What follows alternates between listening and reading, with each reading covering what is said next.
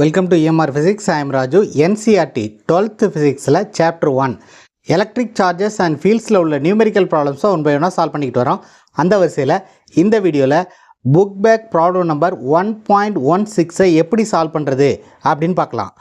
Problem என்னென்னா, careful measurement of the electric field at the surface of a black box indicates that the net outward flux through the surface of the box is 8.0 into 10 to the power 3 Newton meter square per coulomb.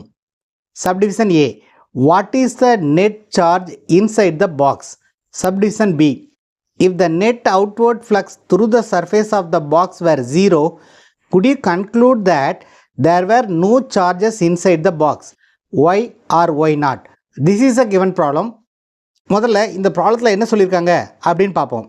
ஒரு ப்ராப்ளத்தை solve பண்ணுறதுக்கு முன்னாடி அந்த ப்ராப்ளத்தில் என்னென்ன data கொடுத்துருக்காங்க, அந்த டேட்டாவும் அதனுடைய சிம்பிளும் நம்ம கரெக்டாக எழுதணும். அதுக்கப்புறம் என்ன கேட்டிருக்காங்க அதோடைய சிம்பிளையும் நம்ம கரெக்டாக எழுதணும். அப்படி நம்ம எழுதிட்டோம்னா கொடுத்துருக்கிற டேட்டாவுக்கும் கேட்டிருக்க குவான்டிட்டிக்கும் உள்ள ரிலேஷன்ஷிப்பை, அதாவது ஃபார்முலாவை நம்ம ஈஸியாக ஐடென்டிஃபை பண்ணிடலாம். ஸோ அந்த ப்ராப்ளத்தை சால்வ் பண்ணுறது ஈஸியாயிரும். ஃபஸ்ட்டு நமக்கு என்ன டேட்டா கொடுத்துருக்காங்க அப்படிங்கிறத பார்க்கலாம்.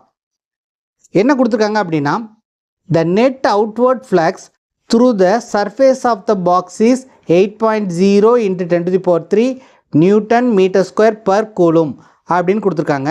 அதாவது ஃப்ளக்ஸ் கொடுத்துருக்காங்க. என்ன கேட்டிருக்காங்க, ஃபஸ்ட்டு சப்டிவிஷனில் what is the net charge inside the box அப்படின்னு கேட்டிருக்காங்க.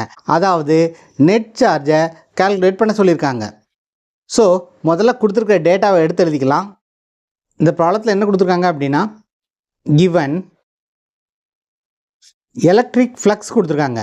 Electric flux is given. Electric ஃப்ளக்ஸோடைய symbol phi is equal to 8.0 into 10 to the power 3 newton metre square per coulomb. என்ன கேட்டிருக்காங்க, நெட் சார்ஜ் கேட்டிருக்காங்க. So we have to find the net charge. Net சார்ஜோடைய symbol Q. Q is equal to what? So we have to know what is the relation connecting phi and Q. இது ரெண்டையும் relate பண்ணக்கூடிய formula என்னன்னு பார்த்தீங்கன்னா, phi is equal to Q by epsilon 0. So this is a formula connecting phi and Q. அதாவது electric ஃப்ளக்ஸையும் net சார்ஜையும் connect பண்ணக்கூடிய formula இது. So this is a formula we are going to use. இங்கே ஃபைவோடைய value கொடுத்துருக்காங்க. Epsilon 0ங்கிறது permittivity of free space. இது ஒரு கான்ஸ்டன்ட். இந்த கான்ஸ்டன்டோடைய வேல்யூ நமக்கு தெரியும். Epsilon 0 is the permittivity of free space.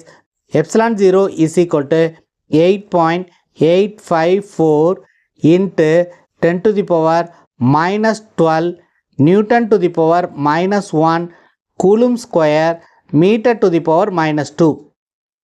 So this is the value of epsilon 0. So epsilon 0 உடைய வேல்யூ தெரியும், phi உடைய வேல்யூ தெரியும். ஸோ இந்த ஃபார்முலாவிலிருந்து நம்ம Q உடைய வேல்யூவை கண்டுபிடிச்சிடலாம். We can write Q is equal to phi into epsilon 0. If we substitute the values, phi is 8.0 into 10 to the power 3 and epsilon 0 is 8.854 into 10 to the power minus 12. இது ரெண்டையும் multiply பண்ணோம்னா we will get 7.08 into 10 to the power minus 8 அப்படின்னு வரும். So this is a Q. What is the unit of charge? Unit of charge is coulomb. So இதை நம்ம எப்படி எழுதிக்க போகிறோம் அப்படின்னா, this can be written as 7.08 into 10 to the power minus 2 into 10 to the power minus 6 coulomb அப்படின்னு எழுதிக்கிறோம். இங்கே 10 to the power minus 2 அப்படின்னு இருக்கிறதுனால இந்த டெசிமல் பாயிண்ட்டை லெஃப்ட் சைடு நம்ம 2 டிஜிட் தள்ளலாம்.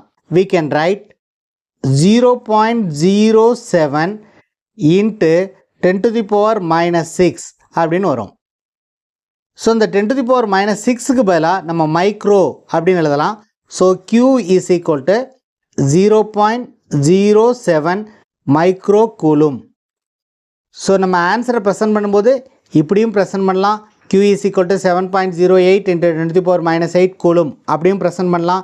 இல்லை புக் ஆன்சர் வேணும் அப்படின்னா Q is equal to 0.07 micro coulomb அப்படின்னும் ப்ரெசென்ட் பண்ணலாம். எப்படி ப்ரெசென்ட் பண்ணாலும் அது கரெக்டு தான். நெக்ஸ்ட் சப்டிவிஷனில் என்ன கேட்டிருக்காங்க அப்படின்னு இப்போ பார்க்கலாம். ஸோ சப்டிவிஷன் பியில் என்ன சொல்லியிருக்காங்க அப்படின்னா, if the net outward flux through the surface of the box were 0, could you conclude that there were no charges inside the box? அதாவது நெட் அவுட்வர்ட் ஃப்ளக்ஸ் வந்து 0வாக இருந்தால் அந்த பாக்ஸில் சார்ஜஸ் இல்லை அப்படின்னு கன்க்ளூட் பண்ண முடியுமா அப்படின்னு கேட்டிருக்காங்க. ஸோ இதுக்கான ஆன்சரை இப்போ பார்க்கலாம். சப்டிவிஷன் பியில் என்ன சொல்லியிருக்காங்க, net outward flux is 0, so phi is equal to 0 அப்படின்னா சார்ஜ் வந்து 0வா அப்படின்னு கேட்டிருக்காங்க. ஸோ நம்ம ஏற்கனவே யூஸ் பண்ண ஃபார்முலாவே எடுத்துக்குவோம். phi is equal to Q by epsilon 0. Q is equal to phi into epsilon 0.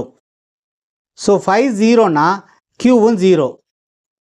Q 0 அப்படின்னா என்ன அர்த்தம் அப்படின்னா net charge is equal to 0. இங்கே Qங்கிறது net charge. This is a net charge. So we can conclude that the net charge inside the box is equal to 0. Net charge is equal to 0. But it does not mean that there are no charges inside the box. So இந்த பாயிண்ட்டை தெளிவாக understand பண்ணிக்கங்க. It does not mean that